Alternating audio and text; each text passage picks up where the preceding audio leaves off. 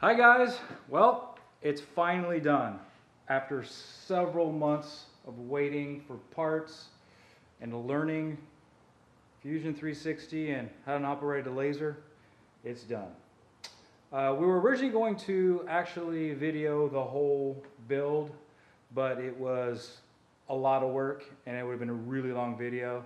So we decided just to basically go over what we did. If you have any questions, you can leave them in the comments. So let's get started. First off, we had to basically lay out the whole case in Fusion 360, which is a CAD program.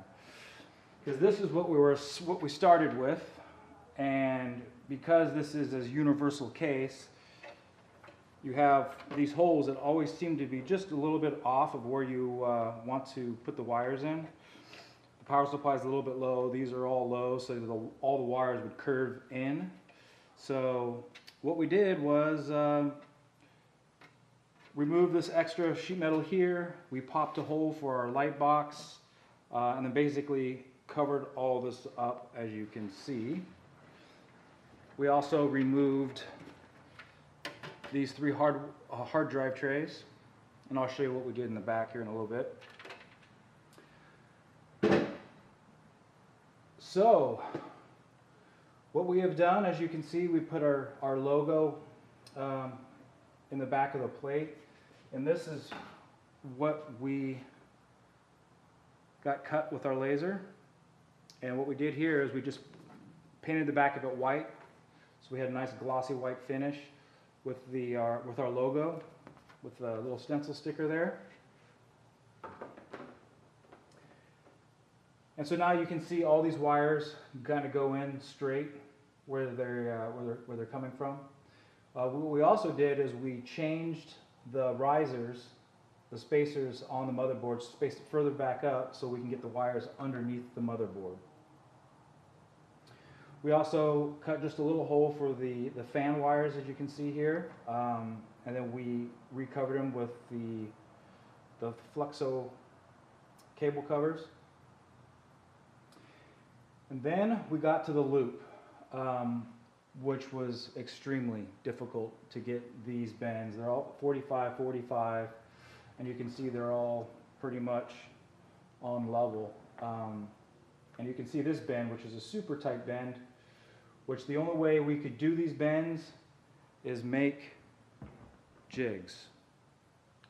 So we made a bunch of acrylic jigs so we can get all our forms correct. And we also did kind of a crazy valve system so we can get this thing drained relatively easily. We have your drain here. Plug your hose in there and drain it into a bucket. We put a valve here, so when it's in use, the valve is closed. When you want to drain it, you open this valve, and this whole thing just dumps out pretty quick. But we noticed there was still liquid trapped in the bottom of these loops. So what we did for that is we added a valve here. So you shut that valve, put another hose here, and then blow the rest of the liquid out, which works really well. And then as far as RGB goes, we wanted everything to work with Aura. So in order to do that, we bought the Thermaltake fan controller, RGB controller, which made those sync with Aura.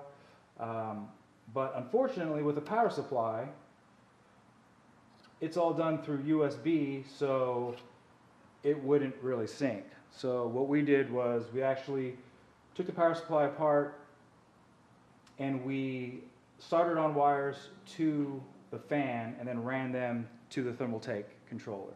So everything here is in sync with Aura. And so with the water blocks, we used the motherboard outputs for that. And then we made this little acrylic, basically light box, that what we did here to deflect the light was basically just did an etch on one side of the acrylic to diffuse the light. And because these particular graphics cards don't actually control the RGB on this, we had to solder on to the actual light output or input for the NVLink to get it to sync with everything.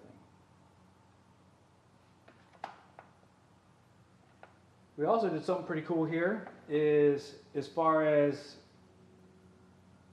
filling the loop, we thought getting another power supply, doing the jumper, and just flipping the power on and off was a real difficult thing to do. So we designed a real easy way of actually controlling the pump. We have a standard 12-volt wall wart that most people have laying around from an old router or such.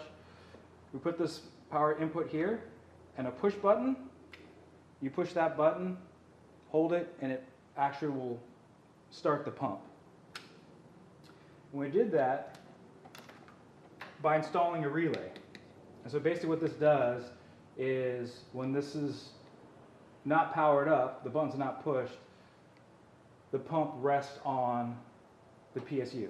And then once you push the button, it pulls the power off the PSU and it puts it to this plug. Now, the relay also has a nice feature where you can actually manually engage the relay. So if you were flushing the radiator and needed it to run for a while, you could do that without having to plug it in. We also are using a hot swappable hard drive bay instead of the 3 across there. We did a piece of plexi with our logo on there. We also, as you can see, try to keep the wiring super tight. And here's the Thermaltake controller. And we made an acrylic light box to light up our logo. So we actually did a lot of research on P5 builds. And I could be biased, but I would say this is probably the cleanest one I've seen. Let me know if you've seen cleaner. Let me know if you love it, you hate it, if you'd have done something different. Thumbs up if you like it. Any comments, leave them down below. Stay tuned for some video of it all fired up. Thanks for watching.